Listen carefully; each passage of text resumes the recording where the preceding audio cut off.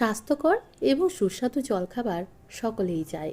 আজকে আপনাদের সাথে শেয়ার করছি ডালিয়ার পোলাও, যা বাচ্চাদের স্কুলের টিফিনে এমনকি সকালের জলখাবারে অনায়াসে তৈরি করে নিতে পারবেন। বাড়িতে থাকা উপকরণ দিয়ে ঝটপট তৈরি করে ফেলতে পারবেন। তো ভিডিওটি শুরু থেকে শেষ পর্যন্ত দেখার অনুরোধ রইল। আমি সীমা, আপনারা দেখছেন টেস্টি ফুড উইথ সীমা। তো প্রথমেই আমি এখানে নিয়েছি ডালিয়া। দেখুন, এটা সাধারণত ভাঙা গম, আর এটা শরীরের জন্য ভীষণই ভালো। আমি 1 কাপ পরিমাণে ডালিয়া নিয়েছি। ডালিয়াটা কিন্তু এভাবে মেপেই নিতে হবে। আপনারা যে কোনো কাপ বাটি মেপে কিন্তু এই ডালিয়াটা নিয়ে নেবেন। এখন একটা প্যানের মধ্যে নিয়ে হালকা আঁচে এটাকে ভেজে নেব। খুব একটা বেশি সময় ধরে ভাজার দরকার নেই এবং বেশি আঁচেও ভাজার দরকার নেই। এই মিনিট 7 ভাজলেই কিন্তু হয়ে যাবে। তো দেখুন, আমি 7 মিনিটের মতো এই ডালিয়াটাকে প্রথমে ভেজে নিয়েছি। তারপর এটা একটা বড় পাত্রের মধ্যে ঢেলে নেব। এখন খুব ভালোভাবে 3 থেকে 4 বার জল বদলে বদলে ধুয়ে পরিষ্কার করে নেব। তারপর এভাবে একটা ছাঁকনির মধ্যে রেখে দেব। জলের মধ্যে ভিজিয়ে রাখা কিন্তু কোনো প্রয়োজন নেই। ভালো করে ধুয়ে এভাবে ছেঁকে নেবেন। এখন একটা প্যানের মধ্যে নিয়ে নিচ্ছি 2 চামচ পরিমাণে সাদা তেল এবং 1 চামচ পরিমাণে ঘি। যদি আপনারা ঘিটা না খেতে চান সেক্ষেত্রে সাদা তেল দিয়েই করতে পারবেন। ঘি দিলে একটু টেস্টটা ভালো আসে। এখন বেশ কিছুটা চিনেবাদাম আমি এর মধ্যে ভেজে নিচ্ছি। সম্পূর্ণ রান্নাটা এই তেলের মধ্যেই হবে। তো ভালোভাবে বাদামটা ভেজে নেওয়ার পর বেশ কিছুটা কাজু বাদাম দিয়ে দিলাম। এখন কাজু বাদামটাকে একটু সময় ধরে ভেজে নেব। আপনারা চাইলে এখানে কিশমিশও অ্যাড করতে পারেন, আমি সেটা আর করলাম না।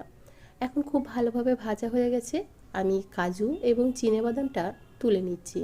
দেখুন, এখন সাইডে রেখে দিচ্ছি। এর মধ্যে দিয়ে দিচ্ছি ফোড়নে একটু জিরে এবং একটু সর্ষে, এই 1/2 চামচের মতো।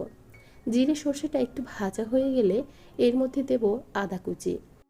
তারপরে দিয়ে দেবো অল্প একটু কাঁচা লঙ্কা। যেহেতু বাচ্চাদের টিফিন তৈরি করছি তাই কাঁচা লঙ্কার পরিমাণটা কম ব্যবহার করেছি, তবে আপনারা নিজেদের পরিমাণ অনুযায়ী এখানে কাঁচা লঙ্কাটা ব্যবহার করে নেবেন। এখন খুব ভালোভাবে সমস্ত কিছু একসাথে ভেজে নিয়েছি। খুব সুন্দর একটা ঘ্রাণ বেরোতে শুরু করেছে। এখন দিয়ে দিলাম ডুমো ডুমো করে কেটে রাখা আলু। যেহেতু আলুটা ভাজতে একটু বেশি সময় লাগে তাই প্রথমে আলুটা দিলাম। আলুটা খুব ভালোভাবে একটু সময় ধরে ভেজে নেওয়ার পর দিয়ে দিলাম এখানে টুকরো করে রাখা গাজর এবং দিচ্ছি টুকরো করে রাখা পেঁয়াজ, আর দিয়ে দেবো অল্প একটু বিনস।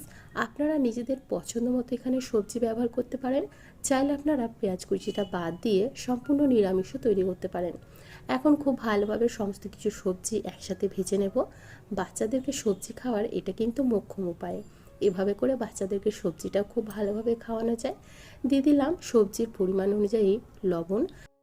লবণটা দিয়ে আরও 2 মিনিটের মতো সবজিগুলো নাড়াচাড়া করে নিয়েছি। এরপর এর মধ্যে দিয়ে দেবো 2 কাপ পরিমাণে জল। যেহেতু 1 কাপ পরিমাণে আমি ডালিয়া ব্যবহার করেছি তাই দিয়ে দিচ্ছি 2 কাপ পরিমাণে জল। আপনারা ডালিয়াটা যখন নেবেন অবশ্যই একটু মেপে ব্যবহার করবেন, তাহলে জলটা দিতে ভীষণ সুবিধা হবে। আর জলটা যদি মেপে দেন তাহলে কিন্তু আপনাদের ডালিয়ার পোলাওটা একদম ঝরঝর হবে। এখন দিয়ে দিচ্ছি পরিমাণ মতো লবণ এবং চিনি। আমরা আগেও লবণ ব্যবহার করেছি, এখন ডালিয়ার পরিমাণ অনুযায়ী লবণ এবং চিনিটা ব্যবহার করলাম। আপনারা নিজেদের পছন্দ অনুযায়ী এখানে মিষ্টিটা দিয়ে দেবেন। আমি 4 চামচের মতো দিলাম। তো দেখুন, এখন জলটা খুব ভালোভাবে ফুটতে শুরু করেছে। এখন দিয়ে দেব যে ডালিয়াটা আমরা ভেজে ধুয়ে রেখেছিলাম সেই ডালিয়াটা দেওয়ার পর খুব ভালোভাবে একটু নাড়াচাড়া করে দেব। তারপর ঢাকনা দিয়ে হতে দেব।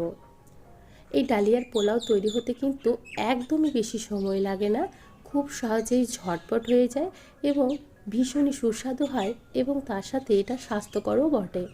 তো খুব ভালোভাবে সমস্ত কিছু একসাথে মিশিয়ে দেওয়ার পর ঢাকনা দিয়ে ঢেকে দিলাম প্রায় 2 থেকে 3 মিনিটের মতো। 2 থেকে 3 মিনিট পর আমি ঢাকনাটা খুলে আরও একটু নেড়েচেড়ে দিচ্ছি, যাতে সমস্ত সবজি এবং ডালিয়াটা খুব ভালোভাবে সুসেদ্ধ হতে পারে। তো দেখুন, খুব ভালোভাবে নেড়ে দিয়েছি। এখন ঢাকনা দিয়ে ঢেকে দেব প্রায় 5 থেকে 7 মিনিটের মতো। আচ্ছা, এখানে একটা কথা বলতে ভুলে গেছি। ডালিয়াটা দেওয়ার পর কিন্তু ফ্লেমটা একদম লোতে করে দেবেন। লোতে করেই বাকি রান্নাটা করবেন। 5 থেকে 7 মিনিট একইভাবে রেখে দিয়েছিলাম। এখন ঢাকনাটা খুলে নিচ্ছি। দেখুন, জলটা কিন্তু একদম শুকিয়ে গেছে এবং ডালিয়া ও সবজিটা খুব ভালোভাবে সেদ্ধ হয়ে গেছে। এখন যতটা ঝরঝরে হয়েছে ঠান্ডা হওয়ার পর কিন্তু আরও ঝরঝরে হয়ে যাবে। এখন দেখুন, একটুও জল নেই এখন দিয়ে দেব যে বাদামগুলো আমরা ভেজে রেখেছিলাম সেই বাদামটা লাস্টে দিচ্ছি, কারণ বাদামের যে একটা ক্রাঞ্চিনেস থাকে সেটা পাওয়া যাবে। আপনারা অবশ্যই লাস্টেই বাদামটা ব্যবহার করবেন, তাহলে বেশ সুস্বাদু লাগবে। বাদামটা দিয়ে এখন খুব ভালোভাবে মিশিয়ে নিচ্ছি।